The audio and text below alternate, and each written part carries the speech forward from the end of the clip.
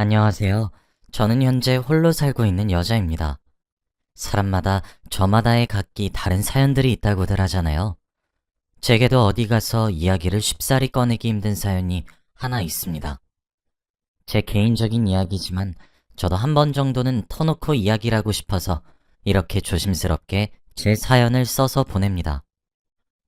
이제는 그 일을 겪고 난 지 시간이 한참이나 많이 흘러서 이렇게 이야기를 할 수 있게 되었지만 그 당시에는 참 많이 힘들었고 울기도 많이 울었습니다. 저는 아직까지도 그때만 생각하면 정말 기가 막히고 황당하고 또 분하기도 하거든요. 저는 이혼을 했어요. 사실 요즘 세상이야 이혼에 대한 시각이 많이 관대해져서 그게 무슨 흠이겠냐 하시겠지만 그 당시는 조금 달랐습니다. 제가 이혼했던 날까지는 지금부터 22년을 거슬러 올라가야 합니다. 저는 당시 어린 나이에 시집을 갔어요. 결혼 생활은 4년을 했고 이혼한 지 22년이 흘렀지만 제 나이가 아직 쉰이 되지 않았으니 얼마나 어렸는지 짐작이 가시겠죠? 저는 친구들 사이에서 독보적으로 이르게 결혼했어요. 사고를 친 것 아니냐 등등의 질문도 많이 받았지만 정말 사랑해서 한 결혼이었습니다. 착했고 다정했고 절 위해주는 사람이었기 때문에 이 사람이라면 제 인생의 마지막 한 자락까지 함께하고 싶다는 생각이 들었고 그래서 평생 함께하고 싶은 마음이 들었거든요. 전 남편은 누가 봐도 성실하고 반듯하고 올곧은 사람이었어요. 그래서 전 남편을 놓치고 싶지 않았어요. 그렇게 결혼에 골인했습니다. 하지만 딱 한 가지의 문제점이 있었습니다. 바로 시어머니였어요. 시어머니의 성격이 뭐랄까 좀 드세고 기가 센 편이셨거든요. 시어머니는 저를 무척이나 마음에 들어 하지 않으셨어요. 아마 제가 눈에 차시지 않으셨던 것 같아요. 저를 못마땅하게 여기시는 일이 부지기수였었거든요. 남편은 저보다 4살이 많았어요. 그리고 어린 나이임에도 불구하고 꽤 좋은 직장을 다니고 있었죠. 시댁도 제 친정보다 좀 더 잘 사는 편이었어요. 시어머닌 그래서 저를 더 싫어하셨습니다. 한 번은 결혼한 이후에 술을 한잔 하시고 절 붙들고 이야기를 하시더라고요. 하나 있는 아들 자식이 시댁과 비슷하거나 좀 더 나은 형편인 집안에 장가를 가서 쪼들리면서 한 푼 두 푼 아끼고 모으면서 사는 것이 아니라 넉넉하고 여유롭게 살았으면 했는데 저를 데려왔다고요. 그러시며 제가 너무 보잘것없다고 하셨어요. 그래서 눈에 안 차고 예뻐 보이지도 않는다고요. 여러분들이라면 술에 취해 며느리를 붙들고 그런 말을 하시는 시어머니를 보면 어떻게 행동하실 것 같으신가요?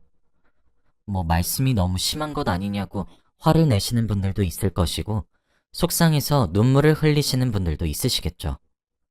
저는 그렇게 행동하지 않았습니다. 저는 묵묵히 듣고만 있었어요. 사실 그렇게 틀린 말은 아니셨거든요. 저희 친정 사정이 여유로운 집은 아니었습니다.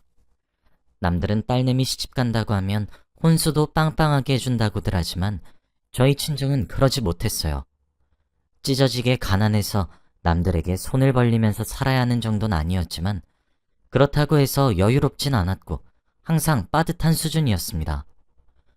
결혼하면서 남편이 집을 해왔는데 저는 혼수조차 제대로 갖춰가지 못했고 시댁에 예단을 보내지도 못했어요.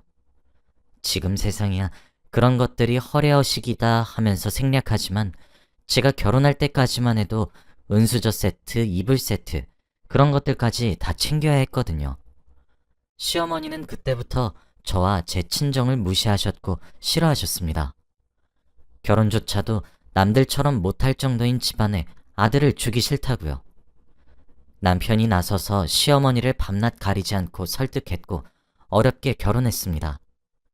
저희 친정에서도 시댁에서 왜 그렇게 저를 반대하는지는 어렴풋이 알고 있었기 때문에 무리해서라도 구색은 맞추시려고 애쓰셨죠.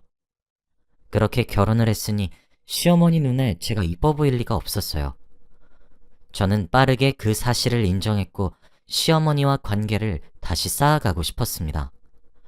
그래서 저는 남편과 결혼 후 정말 가정에만 정성을 쏟았습니다. 하지만 시어머니는 제게 도통 마음을 열어주진 않으셨어요. 오히려 그런 저를 부담스럽게 여기셨죠. 저는 더 열심히 시어머니를 모셨습니다. 언젠가 제 마음을 알아주시겠지 하면서요. 시어머니는 그렇게 제게 시집살이를 하기 시작하셨습니다. 제가 자청했다고 봐도 될 정도였죠. 시아버지도 제 남편도 그런 시어머니에게 너무 심하다고 이야기를 하시기도 하셨어요. 그러면 시어머니는 제게 더 역정을 내셨죠. 아들로도 모자라 남편까지도 구워 삶았냐고 하시면서요. 저는 아무 말도 하지 않았고 묵묵히 들으며 죄송하다고만 말했어요. 제가 보기에도 제가 너무 못났단 생각 때문이었던 것 같아요. 시어머니의 시집살이는 날이 가면 갈수록 더욱 혹독해졌습니다. 늦은 밤에 음식을 시키기도 하셨고 이불 빨래를 손으로 하게 하시기도 했고 정말 갖가지 방법으로 기상천외하게 절 괴롭히셨습니다. 그렇게 지내다 제 뱃속에 아이가 들어서게 되었어요. 임신 사실을 알게 되었고 이제 더 이상 제가 바랄 것이 없다고 생각했어요. 결혼한 지 2년째 되던 해에 생긴 아이의 탄생 소식에 양가에서 너나 할 것 없이 엄청 좋아하셨어요. 특히 시어머니께서 정말 많이 행복해 하셨어요. 그렇게 제가 아이를 임신하게 되자 시어머니와의 사이가 눈에 띄게 좋아지더라고요. 저를 정말 혹독하게 굴리시던 시집살이도 멈추셨고 오히려 저를 잘 대해주시기도 하셨어요. 저는 그제서야 인정을 받는구나 했습니다. 시어머니는 그러시며 아들이길 바라셨어요. 저도 그래서 아들이었으면 좋겠다고 생각했어요. 직감적으로 느꼈거든요. 제가 아들을 낳게 된다면 시어머니는 저를 며느리로 인정해 주실 것 같다고 말이에요. 하지만 아이의 성별을 채 알기도 전에 유산이 되었고 아이는 저희 부부 곁을 떠났습니다. 시집살이는 다시 시작되었죠. 아이를 떠나보내서 그런지 원래 하시던 시집살이에 제 험담이 추가가 되었더군요. 모든 것이 제 탓으로 들렸습니다. 시어머니는 제가 임신한 사실을 알게 되고 난 이후 음식도 시키지 않으셨고 오히려 몸에 좋은 것들을 사서 먹이셨죠. 제가 정말 몸둘 바를 모르겠다 싶을 정도로 말이에요. 유산을 했을 때는 시어머니마저 저를 조금이나마 위로해 주셨고 시아버지와 남편은 제 걱정만 했어요. 병원에서는 자궁이 많이 연약하다고 이야기를 하시긴 했고 임신하면 주의하라고 말씀을 하셨지만 병원과 제가 생각했던 것 이상으로 제 자궁이 약했던 탓인지 그 이후 유산을 4번이나 더 하게 되었습니다. 모든 것이 제 탓으로 느껴졌어요. 음식을 잘못 먹었나? 너무 많이 걸었나? 무리했나? 병원 측에서는 제 탓이 아니라고 했고 남편도 제 편을 들었지만 제 마음은 쉬이 가라앉지 않았어요. 아마 유산해보신 분들이라면 아시겠죠. 유산도 계속 겪으면 사람이 미칩니다. 시어머니는 5번째 유산 소식을 들으시고는 저를 혼내셨어요. 너는 애가 대체 생각이라곤 하는 거니? 머리가 있으면 생각 좀 하고 살란 말이야. 대체 애를 몇 번이나 유산시키는 거니? 넌 대체 몸 관리를 어떻게 하는 거야, 어? 대체 어떤 못 배워먹은 걸 써먹어서 내 손주들을 5이나 그렇게 보내냔 말이야. 어머님, 죄송해요. 하지만 병원에서는 이유를 못하겠다고 하셨어요. 아니, 죄송할 필요 없다. 꼴도 보기 싫으니 썩 나가렴. 내가 결혼할 적부터 네가 마음에 안 들었던 이유는 있었던 게지. 내가 너한테 뭘 바랬니? 아들 하나 낳아달라는 게 그렇게도 고가웠어? 어?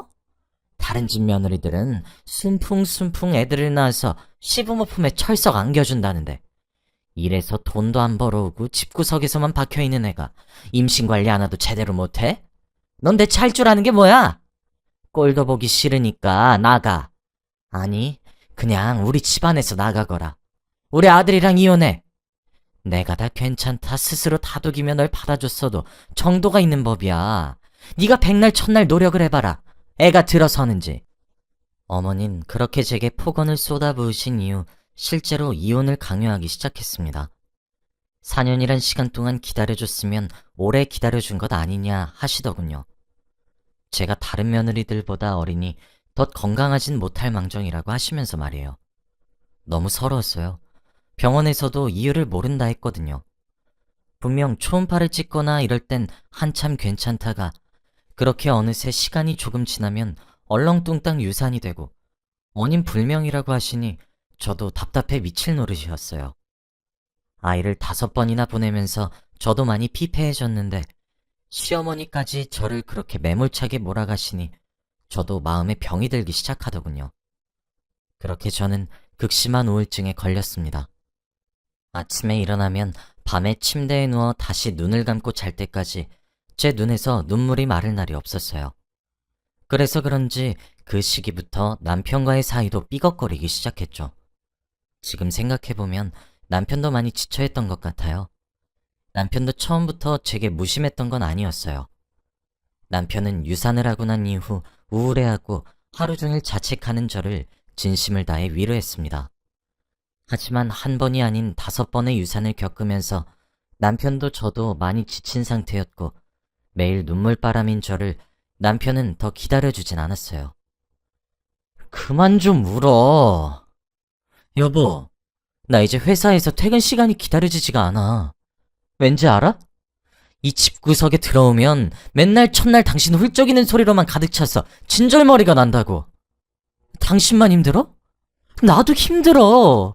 유산도 시집살이도 그게 내 탓이야? 내가 결혼할 때도 그랬잖아. 우리 엄마 드세니까 그냥 피하라고. 내가 막아준다고. 그래도 꾸역꾸역 나가서 듣지 않아도 될 욕 들어 처먹고 하루 종일 일하고 온 사람 붙잡고 하소연하는 것도 너무 지겹고 유산에서 맨날 우는 것도 너무 지겨워. 여보, 나도 사람이야. 나도 지치고 힘들다고. 당신만 힘든 게 아니라고. 왜 당신은 자꾸 미련하게만 살아? 하루 종일 밖에서 개고생하고 집에 들어오면 나도 쉬고 싶고 당신이랑 알콩달콩 지내고 싶어. 왜 맨날 첫날 울어? 진짜 지긋지긋해. 여보, 대체 내가 뭘 어떻게 해줘야 해? 난 사실 아이 없어도 된다고 했잖아. 아이보다 당신이 중요하다고 했고 우리 집에서 그렇게 당신이랑 결혼하는 거 반대했는데도 내가 밀어붙인 이유는 당신 사랑해서였어. 당신이 아이 가지고 싶대서 존중했고 받아들인 거였다고. 내가 대체 어디까지 당신 기분 맞춰줘야 돼? 나도 우리 아이 그렇게 보내고 나서 힘들어. 나도 지치고 미칠 것 같다고. 난 울 줄 몰라서 안 우는지 알아? 나도 슬픈데 참는 거야. 내가 가장이고 나라도 정신을 차려야 하니까. 당신은 대체 무슨 노력을 하고 있는데? 슬픔을 이겨내기래? 아님 변화하기 위해 준비를 하기래? 아무런 행동도 하지도 않으면서 그저 울 줄만 아는데 내가 그런 당신을 언제까지 이해해주고 배려하고 희생만 해야 해? 그만 좀 해.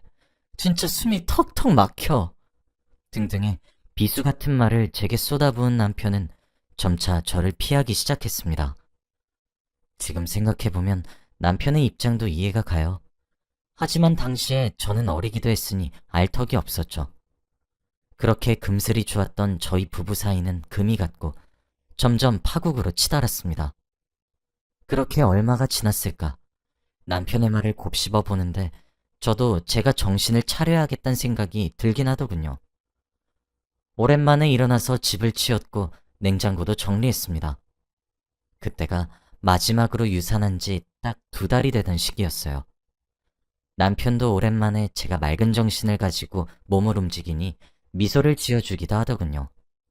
그렇게 냉장고 정리를 시작했는데 냉장칸에 한약이 무더기로 나왔습니다. 생각해보면 제가 임신을 할 때마다 시어머니께서 한약을 지어주셨어요. 임신하고 나면 잘 먹어야 한다고 하시면서 말이에요. 제가 선천적으로 자궁이 약하니까 임신 보조의 역할을 해줄 거라고 정말 용한 한의원에서 비싼 돈 주고 지어온 것이라며 하루에 꼭 2첩씩 먹으라고 신신당부를 하시곤 했어요. 그런데 그날 문득 그 한약을 보고 있으니까 등골이 오싹하면서 소름이 끼치기 시작했어요. 문득 제가 생각해낸 아주 작은 가능성이 생각나더라고요. 시어머니가 지어준 한약이 정말 임신 유지를 위한 약이 맞는 것인가 하는 의심이 말이에요. 그도 그럴 것이 제가 3번째 임신을 했었던 시기에 입덧이 무척이나 심했었어요. 물에서도 비린내 같은 냄새가 느껴져서 물도 제대로 못 마실 정도였으니 말을 다 한 셈이죠. 그리고 한약을 먹고 싶어도 먹을래야 먹을 수가 없었거든요.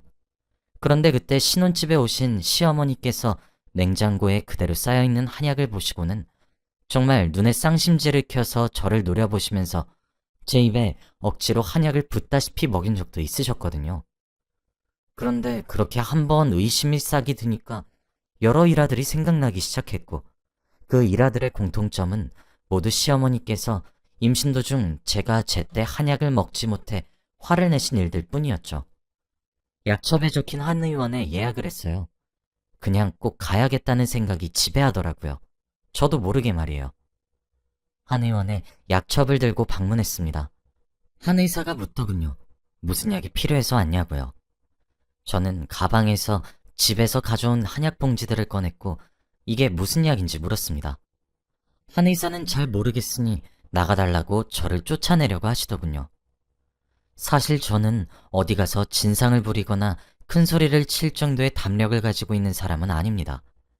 그런데 그날은 무슨 생각이었던 것인지 어디 한번 쫓아내보라고, 내가 여기 오는 손님들 다 떨어뜨리겠다고 협박도 했고, 지금 경찰 불러서 신고해주고 진상짓을 해야 정신 차리겠냐고 윽박을 질렀어요.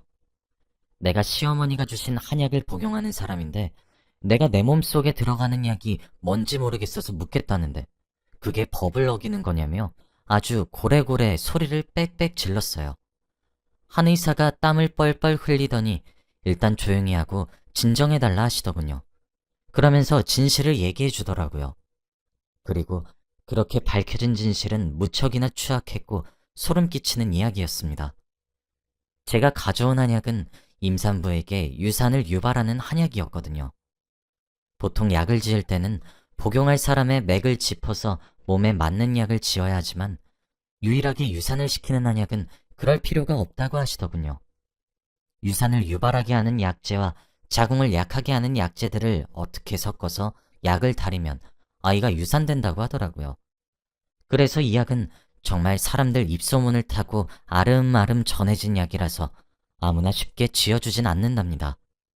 그런데 저희 시어머니께서는 그 한의원에서 유산을 유발하는 한약을 5재가 지으셨더군요. 그리고 아무리 유산을 유발시키는 약재들이라고 하더라도 그 효과가 100%가 아닌데 제가 유독 한약이 잘 맞아서 매번 유산했던 것 같다고 하는데 사람이 너무 놀라면 아무런 말도 나오지 않더라고요. 제 시어머니는 저랑 남편을 갈라놓기 위해서 제가 임신을 해오면 유산시키는 짓거리를 반복하다가 이제 더 이상 기다려주기 싫다 하면서 이혼을 강요하고 있었던 거였습니다. 많은 생각이 들었고 어떻게 해야 할지 모르겠더군요. 무슨 정신으로 집으로 돌아왔는지 모르겠어요. 신혼집에 돌아왔고 거실 소파에 앉아 멍하니 시간을 보냈습니다. 얼마나 흘렀을까? 남편이 퇴근을 하고 집에 돌아왔더군요. 살가운 대화를 한 지는 오래 지났지만 불 꺼진 거실에 우두커니 앉아있는 저를 보며 걱정스러웠던 것인지 무슨 일이야 물어보더군요. 저는 그만 왈칵 눈물을 쏟아내었어요. 남편은 놀라서 제게 물었고 저는 아무 말 하지 말고 내일 저와 어디 좀 같이 가자고 했어요. 회사에 하루만 연차를 쓰라고 하면서요. 생전 그런 부탁 한 번 한 적 없던 제가 그런 부탁을 하니 남편도 많이 놀랬고 이내 알겠다고 하더군요. 그렇게 다음날 날이 밝자마자 저는 남편과 함께 어제 제가 갔었던 한의원을 다시 재방문했습니다. 그리고 한의사 앞에 앉아서 제가 어제 했던 이야기 한 번 더 그대로 해보라 했어요. 제 남편에게 말이에요. 한의사는 한숨을 푹 쉬며 입을 열더군요. 하긴 입을 열 수밖에 없었겠죠. 제가 또 병원을 뒤집어 엎으려고 하고 있으니까요. 한의사의 말이 길어질수록 남편의 입은 점점 크게 벌어지기 시작했고 이내 할 말을 잃더군요. 저는 한의사의 말이 끝나자마자 그냥 진료실을 박차고 나와 집으로 홀로 돌아왔습니다. 그리고 3시간 정도가 흐르니 남편이 울다 왔는지 두 눈이 퉁퉁 부은 채로 집으로 왔더군요. 소파에 앉아있는 제 앞에 무릎을 털썩 꿇으며 미안하다는 말만 반복하면서 엉엉 우는데 그게 무슨 심정이었는지 아직도 모르겠지만 심장이 일렁거리더군요. 화도 났고 슬프기도 했고 때리고 싶다가도 보듬어주고 싶은 참 설명하기 힘든 감정이었습니다. 저는 남편에게 결국 이혼을 요구했습니다. 더 이상 결혼 생활 유지가 힘들 것 같다고 못하겠다고 하면서 말이에요. 남편은 그런 저를 끈질기게 붙잡았어요. 제게 시댁과의 연을 끊어내겠다고, 그러니 이혼은 다시 생각하자고, 절 사랑한다고 하면서요. 그런데 부모 자식 간의 인연은 하늘이 맺어줬다 하여 천륜이라 그러는데 천륜을 어떻게 끊어내겠습니까? 저는 이혼을 요구했어요.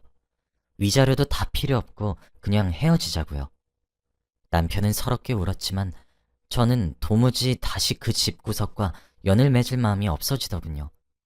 남편은 시아버지에게도 저희 부부에게 일어났던 일을 설명했어요. 남편도 본인의 어머니에게 큰 배신감을 느낀 것 같더라고요. 남편은 끝까지 절 붙잡았지만 끝내 저는 이혼을 택했습니다. 시아버지는 제게 따로 전화를 걸어오셔서 미안하다 사과를 하셨어요. 위로금이라고 생각하고 제게 꼭 받아달라고 사죄의 의미라며 통장 하나도 쥐어주셨고요. 위자료도 재산분할도 필요 없고 이혼만 바란다고 했는데 남편도 시아버지처럼 제게 통장 하나와 저희가 함께 살았던 신혼집의 명의를 제 앞으로 돌려주더군요. 그렇게 우린 이혼을 했습니다. 저는 그때 무척이나 커다란 상처를 받았고 친정집으로 돌아가 두문분출하며 밖을 나오지도 않았습니다. 정말 너무 큰 상처였거든요. 그런데 이혼을 하고 난 이후 3년이란 시간 동안 남편이 절 찾아오더군요. 잊을만 하면 밥 먹으러 오고 까먹을만 하면 절 데리러 오고 그렇게 말이에요.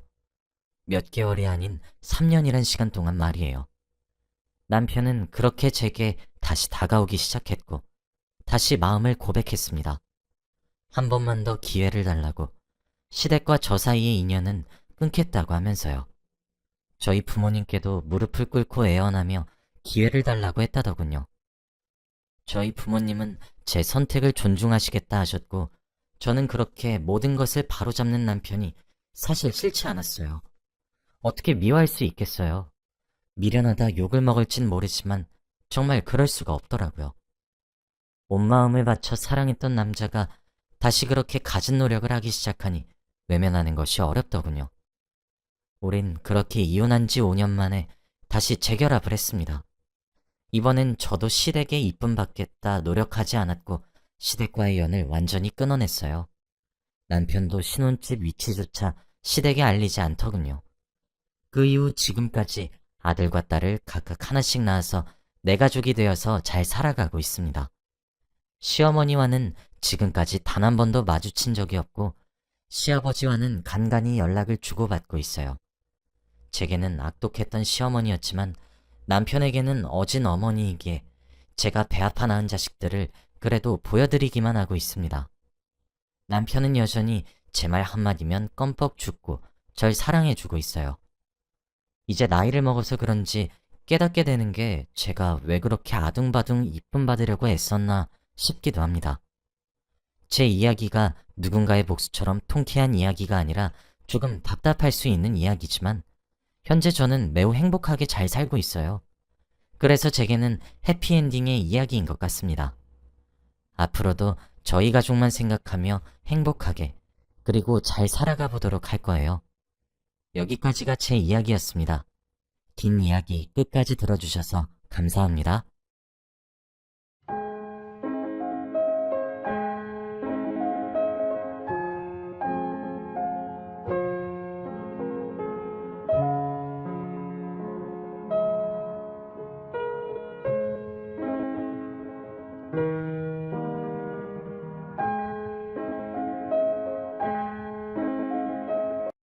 안녕하세요. 저는 30대 여성입니다. 저는 이혼녀예요. 지금은 그래도 많이 진정해서 이렇게 글로 풀어쓰고 제 이야기라는 것이 가능하지만 이렇게 되기까지 벌써 2년이란 시간이 걸렸습니다. 제가 이렇게 사연을 보내게 된 이유는 제가 이혼을 하게 된 아주 기가 막히는 이야기를 한번 해보기 위해서예요. 정리되지 않은 이야기일 수 있으니 실수가 있어도 너그러이 양해를 부탁드립니다. 저는 고등학생 시절에 삼총사로 굉장히 유명했습니다. 셋이서 항상 세트로 다녔었거든요. 은영이와 현정이 그리고 저 이렇게 셋은 이우정 영원히 지속하자며 서로 손가락을 걸고 다짐을 했어요. 우리 세 사람은 대학에 진학을 하게 되면서 옛날처럼 매일 만날 순 없었지만 서로의 생일만큼은 무조건 모여서 셋이서 축하를 했었고, 취직을 하면서도 휴가 날짜만큼은 맞춰서 함께 여행을 떠나기도 했었어요. 그리고 저는 대학 시절부터 오랜 시간 만나온 남자친구와 백년가약을 맺었어요. 처음엔 저희 셋이서 시작했던 미혼 여자들의 여행길엔 하나 둘 남자친구들도 등장하기 시작했죠. 그 중에 저만 기혼이었습니다. 은영이와 현정이는 미혼인 시절을 좀 더 즐기고 싶다며 결혼을 30 넘어 하겠다고 하더라고요. 그래서 그렇구나 하고 넘겼습니다. 저와 남편은 8년이란 시간 동안 연애를 하고 결혼에 꼴이 나게 된 케이스이기도 했고, 대학 시절 커플이 결혼해서 가정을 일군 케이스라 지인들에게 부러움을 한 몸에 받는 부부였어요. 저도 그런 시선을 즐기기도 했고, 저희 두 사람이 결혼하기까지의 서사가 아름답다고 생각했죠. 그리고 그런 분위기에 취해 있기도 했고, 다른 부부들보다 특별하다는 느낌을 지울 수 없었죠. 그리고 8년 동안 제게 실망을 한 번을 안겨주지 않은 제 남편을 저는 진심으로 믿었습니다. 전 그렇게 믿는 도끼에 발등이 찍혀버렸던 것이죠. 제 인생에서 가장 멍청한 실수를 꼽으라고 한다면 저는 어김없이 전 남편과 결혼한 순간을 고를 거거든요. 저희 세 사람은 취업을 하기 시작하면서 이제 각자 다른 지역에서 살기 시작했었어요. 저는 본가가 있는 지역에서 취직을 했고요. 은영이랑 현정이만 타 지역으로 떠났던 것이죠. 그러다 하루는 은영이가 회사에서 부당한 대우를 받았는데 모함까지 받게 된 일이 있었습니다. 은영이는 너무나도 많이 그리고 또 격하게 억울해했고 사람들을 증오했어요. 하지만 회사 측에서는 먹고 떨어지라는 듯 적당한 금액의 돈을 건네주며 내쫓았어요.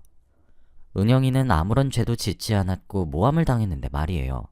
그렇게 은영이는 고향으로 돌아오게 되었습니다. 하지만 마음에 커다란 상처를 입은 듯 했고 우울증에 빠져 살기 시작했습니다. 저는 그런 은영이를 도와주고 싶었습니다. 누구보다 억울해하고 아무도 자신의 편이 아니라고 생각하는 은영이에게 저만큼은 누구보다 너의 편이란 사실을 알려줘서 힘이 되어주고 싶기도 했고, 항상 까르르하며 밝게 웃어주는 에너자이저 같이 활발한 원래 모습으로 돌아오길 바랬기 때문에 말입니다. 저는 남편에게 미리 양해를 구했어요. 사실 남편도 은영이와 많이 친하거든요. 남자친구를 동반한 저희 삼총사의 여행에서 제 남편도 여러 차례 끼기도 했었고, 워낙 오랜 시간을 알고 지냈던 터라 서로 친하게 지내기도 했고요. 남편도 딱한 사정을 들으며 괜찮다고, 이럴 때 서로 돕고 사는 것 아니겠냐며 흔쾌히 우리 신혼집에 초대해서 같이 놀기도 하고 맛있는 것도 해먹자고 제 제안을 수락해 주었어요. 전 그런 남편에게 너무 큰 감사함을 느꼈습니다. 제가 일을 했던 업종은 디자인 업종이었는데 저는 결혼과 동시에 프리랜서로 방향을 틀었습니다.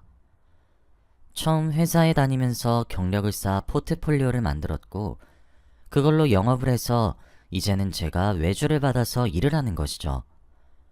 그래서 상대적으로 여유롭게 시간을 활용할 수 있었는데 이 시간을 전부 은영이를 위해 썼어요.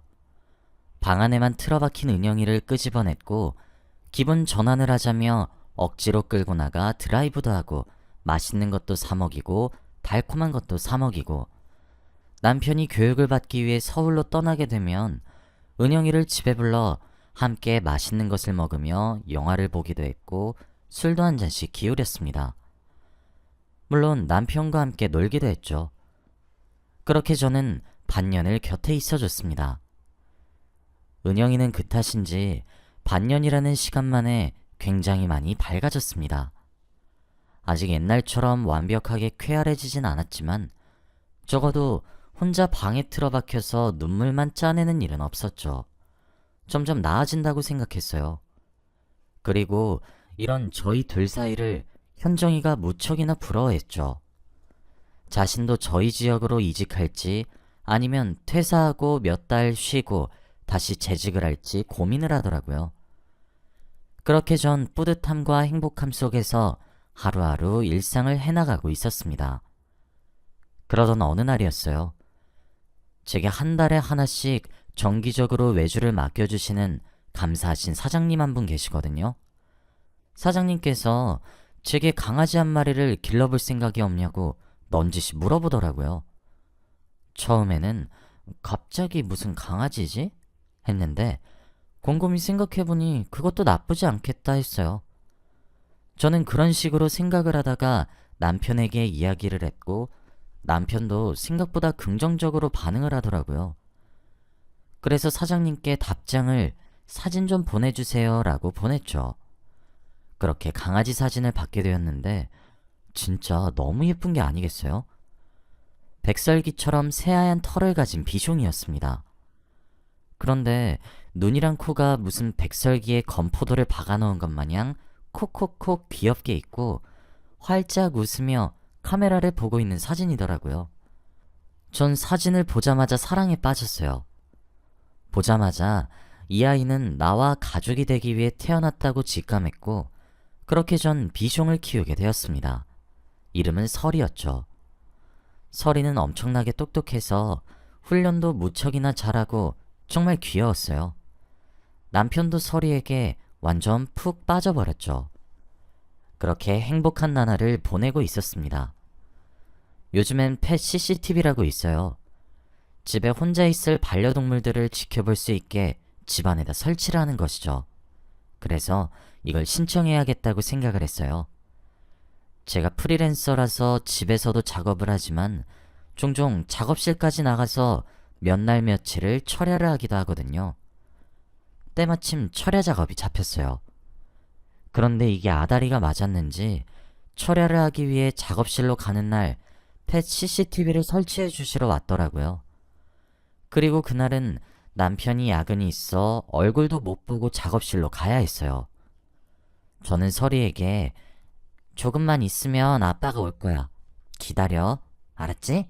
하고 룰루랄라 떠났어요. 남편한테 펫 CCTV를 설치했다는 사실을 알려주는 것도 까먹은 채로 말이에요. 그리고 새벽 2시가 되었죠. 휴대폰에 알림이 뜨더라고요. 움직임이 감지되었다고 말이에요. 저는 설이가 움직였나 싶다가도 남편이 들어왔나 싶었거든요. 거실이랑 안방에만 설치를 했어요. 그래서 아무 생각 없이 어플을 눌렀습니다. 그런데 화면 속에 어떤 여성과 남편이 하하호호 웃으며 서로 껴안고 있더라고요. 눈을 비비고 다시 보니 그 여자는 제가 아주 잘 알고 있는 여자였어요. 바로 은영이더라고요. 두 눈을 보면서도 상황 파악이 안 되었습니다. 이게 무슨 일인가 싶기도 했어요. 멍한 상태로 화면을 계속 지켜봤습니다.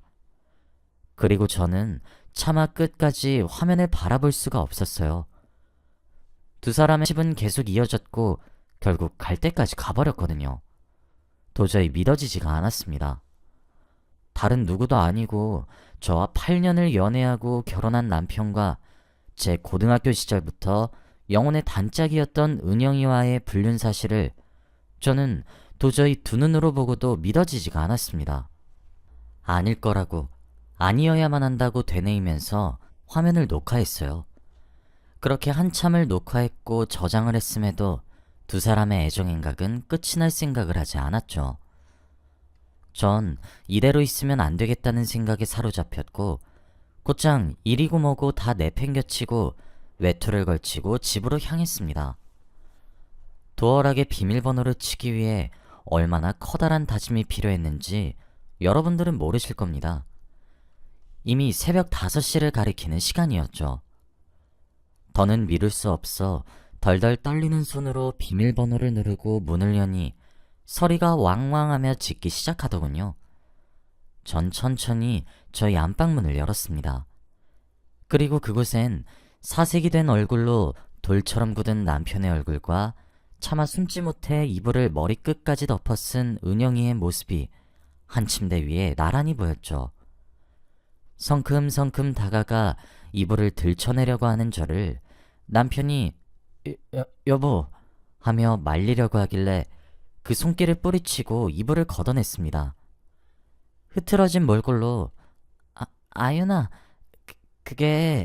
이게 어떻게 된 거냐면 라고 외치는 은영이의 얼굴을 보는 순간 세상이 무너지는 것 같은 기분이었습니다. 제가 하하며 헛웃음을 터뜨리자 남편과 은영이는 침대 위에서 쏜살같이 내려와 무릎을 꿇고 미안하다고 싹싹 빌기 시작했고 그저 한순간의 실수였다고 빌기 시작했습니다. 그 이유는 난리가 났습니다. 분노로 이성을 잃은 저는 눈에 보이는 것이 없었고 은영이랑 남편의 머리부터 잡아챘었어요. 소리가 왕왕하며 짖었는데 귀에 들어오지도 않았죠. 그리고 어느 시점부터 기억이 끊겼고 눈을 뜨니 하얀 천장이 보였습니다. 눈을 뜨니 남편의 얼굴이 먼저 보이더군요. 남편의 뺨을 쫙 때리고 나가라고 발광을 했고 그 소란에 응급실은 시끄러워졌죠. 의사 선생님이 저더러 진정하라고 말리더군요. 가까스로 진정할 수 있는 약물을 투여받고 가라앉았습니다. 그리고 의사 선생님께서 그러시더군요. 아윤씨 맞으시죠? 아윤씨가 혼절해서 응급실로 실려왔는데 실려오던 순간부터 하혈을 하고 있었습니다. 서둘러서 응급처치를 하긴 했는데 뱃속의 아이를 지키지는 못했습니다. 유산하셨습니다. 저희도 최선의 노력은 했으나 이미 상태가 많이 안 좋았던 터라 죄송합니다. 라고 말이에요. 알고 보니 임신에 성공했던 상태였어요.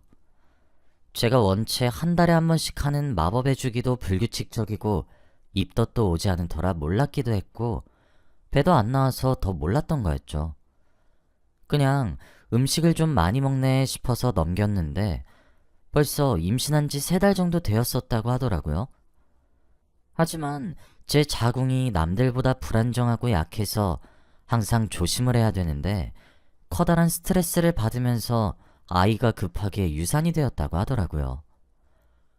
이미 병원에 실려오던 순간부터 하열로 인해 입고 있던 추리닝 바지가 흠뻑 젖어 있었다고 손을 쓰기에도 이미 늦었었다고 말씀을 해주셨습니다.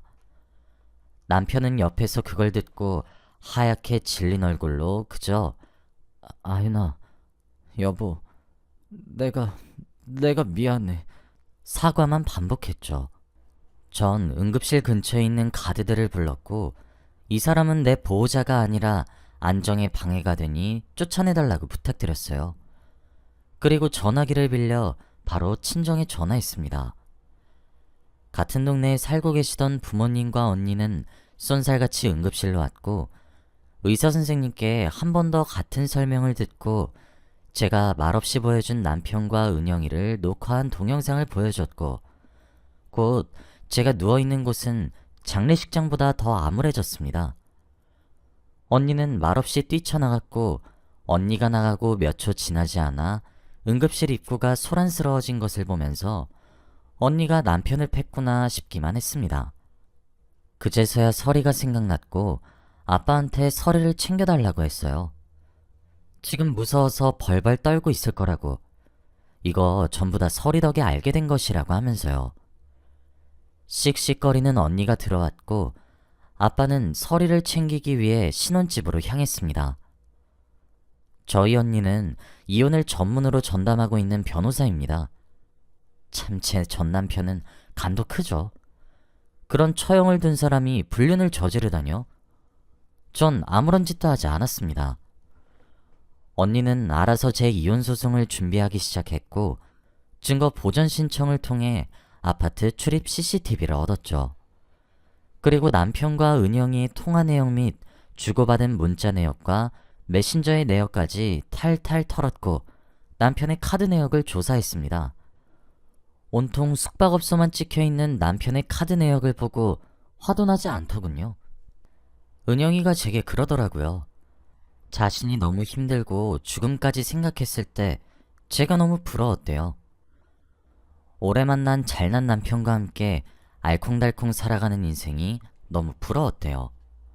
그리고 자신도 그런 남자 만나서 더 이상 이런 스트레스 없이 잘 살고 싶었대요. 제가 너무 고마웠지만 그만큼 저를 보면서 박탈감도 느껴졌다더군요. 그리고 삐뚤어지고 베베 꼬인 그 감정은 잘못 표출되었고 불륜으로 이어졌죠. 남편은 은영이가 자신을 꼬신 거라고 두 번 다시 그러지 않겠다고 빌고 또 빌었지만 전 냉정했습니다. 은영이는 상간자 소송을 통해 상간녀로 낙인 찍혔고 제 아이를 유산하게 한 가장 커다란 주범이었기에 매우 어렵게 4천만 원의 위자료를 받을 수 있게 언니가 손을 써주었고 남편도 제게 5,500만 원의 위자료를 지급해야 했죠. 게다가 언니는 그냥 깽값을 물어내주자고 얘기를 했습니다. 벌금 나오면 언니가 내줄 거고 무슨 일이 있어도 도와줄 거라고 하면서요. 그래서 법적 테두리 안에서 할 수 있는 복수와 사적인 복수 지독하게 했어요. 은영이네 부모님께도 두 사람의 동영상과 사실관계 증명을 보냈고 상간녀 판결문도 보냈습니다. 시댁도 마찬가지였죠. 당연히 두 집이 뒤집어졌어요. 은영이네 집 쪽은 결혼도 안 한 처자가 그런 판결문이 나니 무너져 내렸고 시댁에서도 저희 집에 끊임없이 접촉해왔죠. 저는 은영이와 남편에게 연락을 했고 이렇게 말했습니다. 신고할 거면 신고해. 벌금형이 나오면 벌금 낼 거야. 물론 우리 언니는 날 기소유예든 무죄든 뭐든 받아낼 것 같긴 하지만 말이야. 근데 그거 하나 명심해. 앞으로 너 한국에서 절대 행복하게 못 살게 할 거야. 내 인생도 망가뜨리고 내 뱃속에 있던 아기까지 유산시켜놓고 너네가 두 발 뻗고 잘 살 수 있을 것 같아? 나는 반드시 너네 인생 그렇게 두지 않을 거야. 끝까지 쫓아가서 망가뜨릴 거야. 알았어? 그리고 2년이 흘렀습니다. 저는 그 사이 우울감과 슬픔을 많이 이겨냈고 극복했고 점차 일상생활로 돌아오고 있었어요. 그리고 그때 은영이의 결혼 소식이 들렸죠. 사실 저와 전 남편이든 저와 은영이든 아주 오래된 사이였기 때문에 함께하는 지인들이 무척이나 많았어요. 그래서 은영이와 전 남편이 불륜녀 그리고 불륜남이란 사실을 퍼뜨렸어요. 고의가 아닌 척 가장 입이 싼 친구들에게 비밀이라고 신신당부하면서까지요. 두 사람은 절 명예훼손으로 고소했지만 언니의 지인 찬스로 저는 퍼뜨리려는 의지가 없었던 것으로 판결이 나서 무죄를 받았었죠. 그리고 두 사람의 얼굴을 봤는데 참 꽃이더군요. 그래서 은영이의 결혼 소식이 제게도 전해진 거였어요. 은영이는 길을 쓰고 숨겼겠지만 말이에요. 조금만 알아보니까 몇 월 며칠에 결혼식을 하는지 다 알 수 있더군요. 저는 은영이가 상간녀라는 판결문을 프린트했습니다. 그리고 재판 과정을 상세히 적은 내용들과 내용 증명을 보냈던 기록들 모두 복사해서 서류 봉투에 넣었고 새하얀 원피스를 입고 은영이의 결혼식장에 갔습니다. 신부 대기실에 들어가자 결혼식에 웬 흰 원피스냐며 사람들이 수근거리더라고요. 그리고 은영이는 절 사색이 된 채로 보고 있었죠. 저는 은영이에게 웃으며 다가가 사진은 그래도 한 장 같이 찍어야지. 안 그래? 라고 말하며 활짝 웃으며 사진을 찍었어요. 그리고 은영이 귓가에 속삭였죠. 내가 너 행복하게 두지 않는다고 했잖아. 어디든 쫓아갈 거라고. 왜? 이제야 실감이나? 네가 때려 죽어도 시원찮은 상간녀란 사실 네 신랑 될 사람은 알고 있어? 너무 표정이 굳었다 해. 좋은 날인데 활짝 웃어야지. 안 그러니? 라고 말이에요. 은영이는 제 원피스 자락을 붙잡으며 내가 미안해. 어? 제발 이러지 마. 라고 애원했어요. 그 꼴을 보고 있자니 고작 이딴 년 때문에 내가 그토록 힘들어했나 싶었죠. 전 차갑게 은영이의 손길을 뿌리치고 또각또각 뒤를 돌아 걸어나갔고 인사를 하는 예비 신랑에게 다가갔어요. 얼굴에 의문이 가득하더라고요. 그리고 하얀 원피스를 입어서 그런지 예비 신랑의 부모님 되시는 분들도 다가오기 시작했죠. 안녕하세요. 전 은영이 친구예요. 오늘 긴히 보여드릴 자료가 있어서 이렇게 찾아뵙게 되었어요. 아마 제게 많은 고마움 느끼게 되실 겁니다. 제가 지옥문 앞에서 잡아 끌고 나오게 했으니까요. 여기서 열어보시는 것보단 세 분이서 몰래 보시는 게 나을 것 같은데 전 뭐 상관없지만요. 라고 말을 한 뒤 서류 봉투를 예비 신랑 손에 꼭 쥐어줬어요. 그리고 꾸벅 인사를 하고 뒤돌아 나갔죠. 밖으로 나가는 척하며 기둥 뒤에 숨어서 동태를 살피는데 제가 떠나자마자 바로 그 자리에서 봉투를 열어보시더군요. 예비 신랑의 어머니는 털썩 주저앉아서 어지러워하셨고 아버지 되시는 분께서는 입을 틀어막았죠. 예비 신랑의 반응이 대박이었어요. 바로 쏜살같이 신부 대기실로 달려가더니 고함을 지르며 웨딩드레스를 걸치고 있는 은영이의 멱살을 잡아들고는 짤짤짤 흔드는 거 있죠? 그 자리에는 은영이가 새로 들어간 회사의 직장 동료도 있는 듯 했어요.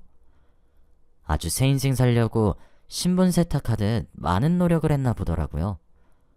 그것까지 노린 건 아니었는데 은영이 회사 사람들에게도 예비 신랑이 화를 내는 소리가 들렸고 곧 웅성웅성 소란스러워지더니 모든 사람들이 오늘 결혼할 새 신부가 상간녀였다는 사실을 알게 되었죠. 저는 살금살금 모여있는 사람들을 제치고 신부 대기실 쪽으로 갔어요. 그리고 맨 앞자리에서 은영이가 처절하게 울면서 예비 신랑에게 비는 모습을 관전했죠. 어찌나 고소하던지 은영이가 저랑 눈을 마주치고는 표독스러운 표정을 짓고 절 향해 뛰어오길래 혀를 빼꼼 내밀며 메롱을 하고 다시 빠져나왔습니다. 그리고 전 집으로 돌아갔어요. 은영이는 전 남편에게도 전화를 했던 모양인지 전 남편도 제게 전화가 왔더라고요. 그러면서 왜 그렇게 못살게 구냐고 한 소리를 하길래 나 은영이만 조지는 거 아니야. 너도 은영이 꼴 나게 될 거야. 그러니까 부디 혼자 살아. 알겠니? 라고 했어요. 전 남편은 찍소리도 못할 거면서 그딴 말은 왜 하는지 모르겠어요. 은영이도 문자로 너 참 독한 년이다. 이제 그만할 때도 되지 않았니? 라고 왔길래 답장도 보냈죠. 독하게 만든 건 너 아니니? 그러게 부디 혼자 살아. 그럼 이런 일도 없잖아. 안 그래? 라고 말이에요. 소리를 지르며 울고불고 난리를 피우는 은영이의 모습에 속이 시원해요. 제 눈에 눈물을 뺐으니 저도 피눈물은 빼야 하지 않을까요? 물론 그렇게 복수를 했다고는 해도 제 인생이 돌아오는 것은 아닙니다. 많이 괜찮아졌지만 여전히 저는 힘들고 괴롭고 그때 일을 생각하면 가슴이 찢어지거든요. 떠나버린 아이를 생각하며 아직도 악몽을 종종 꾸기도 하죠. 어떤 분들은 독하다고 손가락질할지도 모르겠지만 제 나름대로 보상입니다. 세상의 빛도 보지 못해 죽은 제 아이와 저를 위한 보상이요. 어쨌든 전 그렇게 시원하게 복수를 하고 저는 지금 제주도로 여행을 왔습니다. 제 인생을 구제해준 계기를 만들어준 서리와 제가 힘들 때 물심양면으로 도와준 현정이와 함께 말이에요. 전 이제 전 남편의 재혼 소식만 기다리고 있어요. 그때도 이렇게 시원한 복수를 하게 된다면 또 사연을 쓰러 올게요. 제 사연을 듣고 계시다면 저를 위해 마음으로 응원해주세요. 긴 사연 들어주셔서 감사합니다. 항상 행복하세요.